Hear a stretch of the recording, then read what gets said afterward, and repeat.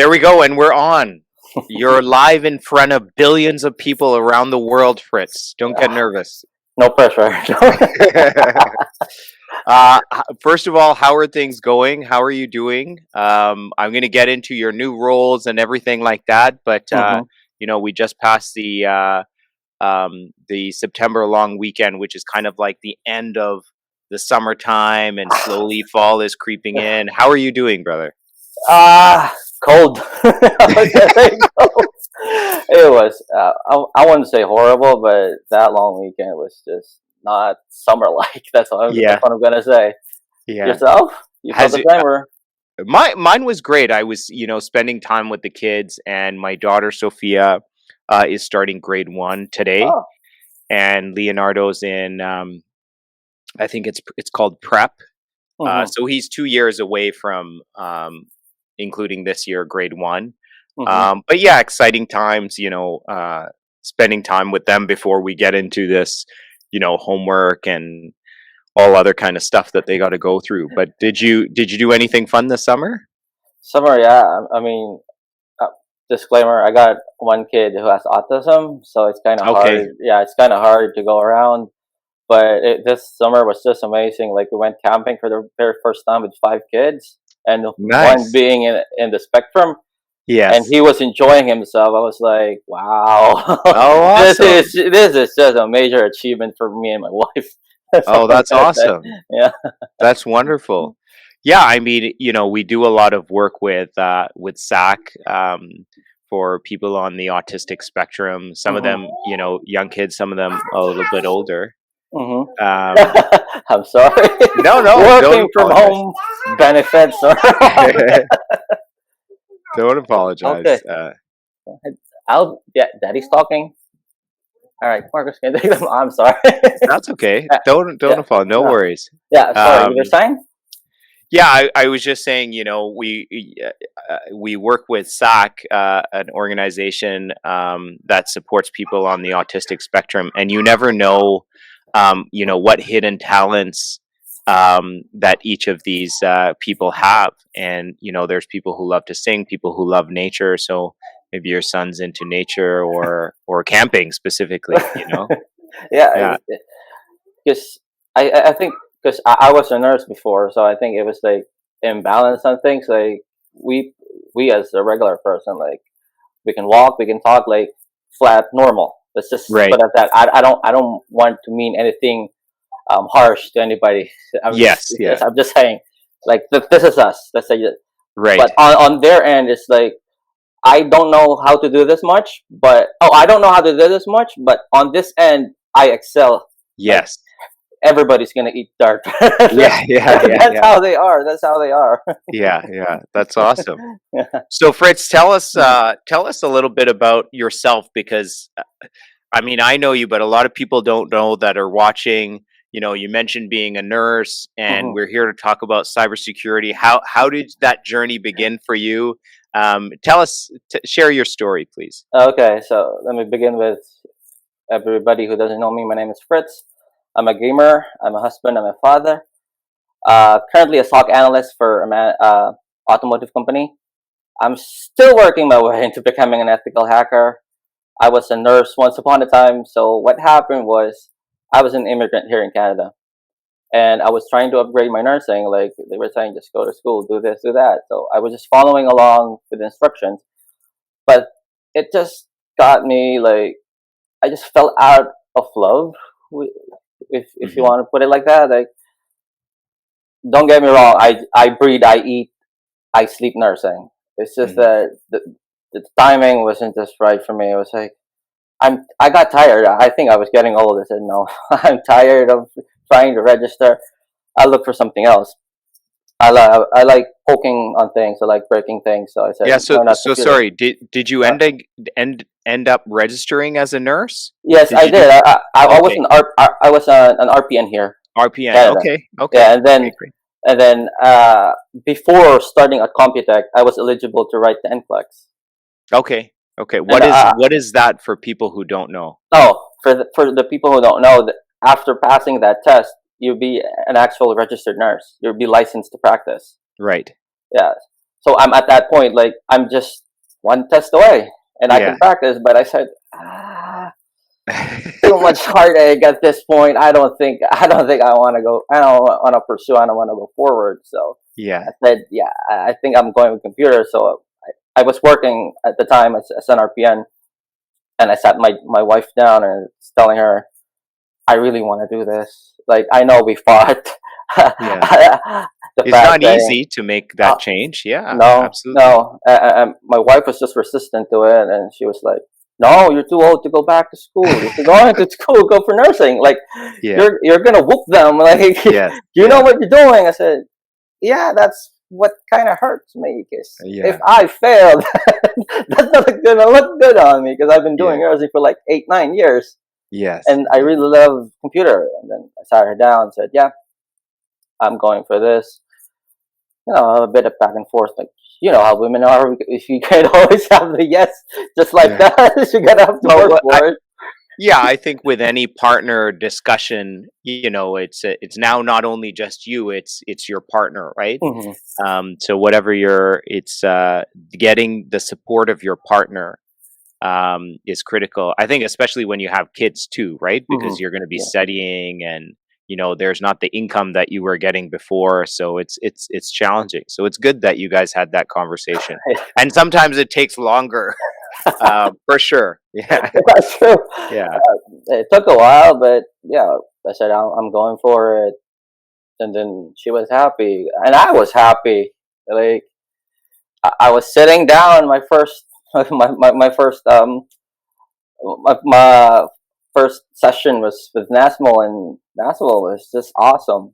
yes, yeah, I'm just thankful to him. He's my mentor. I was gonna say that. yeah, He, yeah. That's nice he to hear. yeah, he really held my hand. Like I'm not a stranger to computer. I'm just gonna say that, but still, he keeps asking me. He said, "You came from a healthcare setting, so I'm just trying to make sure you're doing okay." And he's not just doing that to me. He's doing that to everybody in the class. Yes, Like before class is like 10 minutes at least. Like, hey, how are you? How was last day? How was your night? Things like that. Yeah, yeah, I'm doing yeah. good. Yeah, I think I'm So understanding. Hmm. yeah, so for those people listening, Nazmul Islam is our cybersecurity instructor, and this is when you started the program, Hmm. coming from a nursing background, going into cybersecurity, it can definitely be scary. But yeah, Nazmul Islam is a fantastic teacher. Actually, he was on the podcast with me a little while ago. His journey is very interesting too. He was in the Bangladesh Air Force, and then went into. He's always been involved in the tech sector, but yes, a lot of students. And he always speaks highly of you, Fritz. Oh, You're recognizing him as a mentor, but he's always proud of your achievements and how you've grown, especially coming from a non-tech, like a nursing background, going into something as complicated as cybersecurity. So sorry, I cut you off. So you were a student, and then how did it go? uh, like what I've said is he's just holding our hands, and it's not like one of those cybersecurity trainings that I had. Like you're like a bird, you get kicked out of Yeah, the nest. Like don't fly, yeah, figure it out, and yeah, then if you don't know, come back. We'll see. Like yeah, he's just awesome. I can't just I can't stop saying that he's awesome. I'm sorry. yeah. Sure. And yeah, he did a like the ladderized approach. If uh, I put it at that, it's like stair one. This is what we're all learning, and then from that you go to step two. And step two is not something different. It's just what you learn from step one is you're just gonna apply it to step two, and so on until you get there. Right. Yeah, yeah, and especially in networking class, I would say the practice was just perfect. I mean, at first I was like, "Come on, National, why are we doing this? Like again, really?" And then when I made like my mistake on like the basic, the easiest part, yes, I think I know where he's getting with this. Okay, Yeah. okay, okay, okay. So let's just practice, practice, practice. And I'm not sure if you saw that. I forgot the movie title. Like playing basketball and said, "We're gonna do this until everybody throws up." Oh, Why? Because so when like you black out, your body Yeah. goes automatic. You're gonna do this. Like something like that happened with Nesmo. I was like, no, I guess like, oh, I think I know what I'm doing. Yeah. Yes. Yeah. Yeah. I mean, it's very important for it to be you should know it inside and out, right? Especially if Mhm. there is any cybersecurity challenges, you got to act fast but carefully. Mhm. Yeah. Yeah. Good. Good. So what? So you graduated. Where are you working now? What are you up to? Yeah. So currently I'm a SOC at Magna. Oh, So yeah, awesome. yeah. So SOC is kind of in the extremes. There's really nothing in between. It's like Yeah. either What does SOC mhm, stand for? security operations center. Security Operations Center. Okay. Yeah. There's many people like me, Fritz, that are not Mhm. going to have a tech background. So I want to make sure that everybody understands Mhm. on the podcast. So at Magna, which is a massive organization Oh here yeah, in Canada, yeah, they're huge. yeah. It's global. Actually, it goes like Yes, yeah, around the world. yeah, Yeah. Yeah. yeah, So I was saying there's nothing in between being cybersecurity for Magna is either you're playing with your thumb because there's nothing happening, yeah, or you lose your long weekend. yeah, yeah, Because you're pulling your hair and mashing through the wall, like, what am I doing? What am I missing? Something is going on here. But yes. all in all, it's fun. It's fun. Okay, awesome, awesome.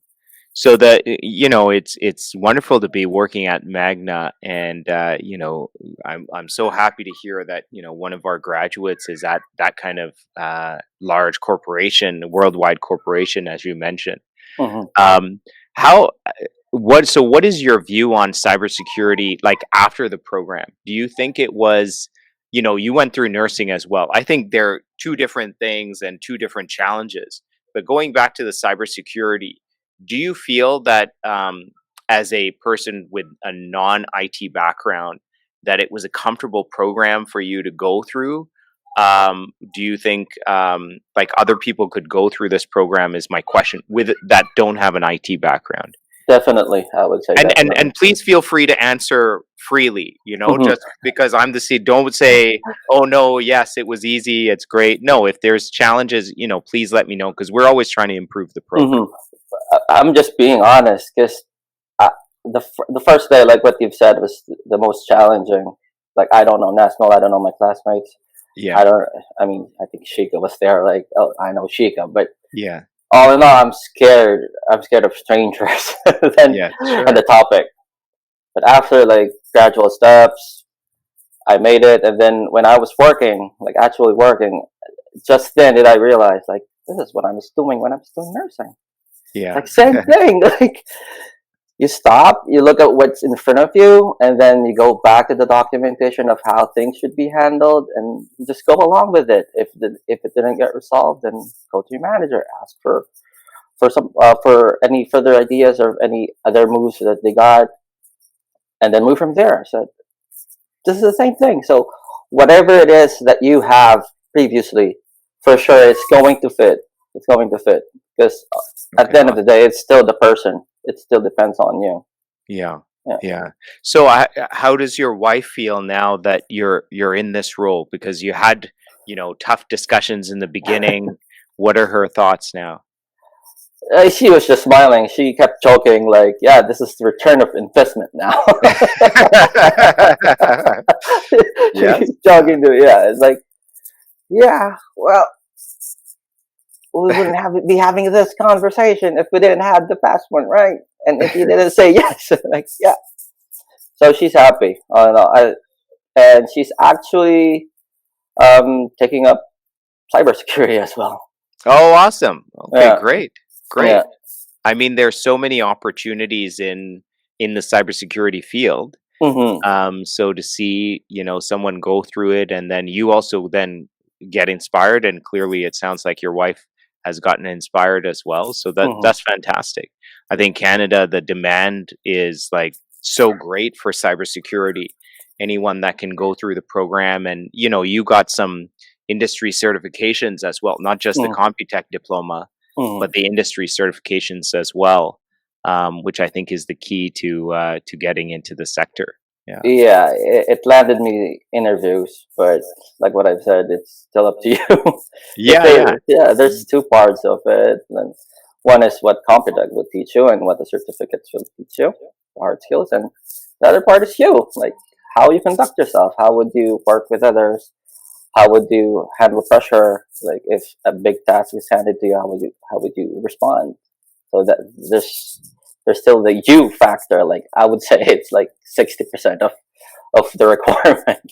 Yes, yes, absolutely. I heard you were teaching as well, Fritz. Are you teaching, or did that's um, Going to, going uh, to? Okay, yeah, okay, wonderful. coming, Okay. yeah, coming January, I'll be an assistant instructor at York University. Wow. Okay, nice. So from student to graduate But to working in the field at Magna uh-huh. at that, and now assistant teacher, right? That's awesome. That's Yeah, awesome. I can't believe that things are happening. Like today, like I don't know. I just woke up and now it's like 3 p.m. Like things like that happen. Yeah, yeah, that's fantastic. So, do you have any recommendations for people, coming newly into the country? I mean, it doesn't have to be cybersecurity. Mhm. I think there's lots of opportunities, obviously, in the healthcare sector, whether it's nursing, PSWs. Um, what is your recommendation for people coming to Canada? Just as immigrants, we all have these high hopes Mhm. because we have this wonderful experience in our home country. And I think Canada has a great way of bringing in immigrants. But once immigrants are here, I think is very challenging, um, helping them get to the path that they get to. But I think you raised a great point. It's also 60% is that individual. But Mhm. what recommendations do you have for, people who might be watching this podcast and thinking, "Oh yeah, I want to come to cybersecurity or Canada. I want to do a cybersecurity program." What kind of advice would you have for them? I would say be hungry Be for hungry. information. Yeah. Be hungry for information. Be curious. Mm. Always research. Uh, that is, I want to say I learned from my wife because I came here. I was like the other immigrants.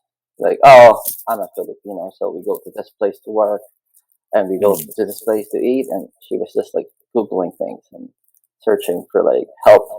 Like, yeah, I could go to this place to get more information until we stumbled upon people after people and shaking hands. And now find myself in Computex doorstep.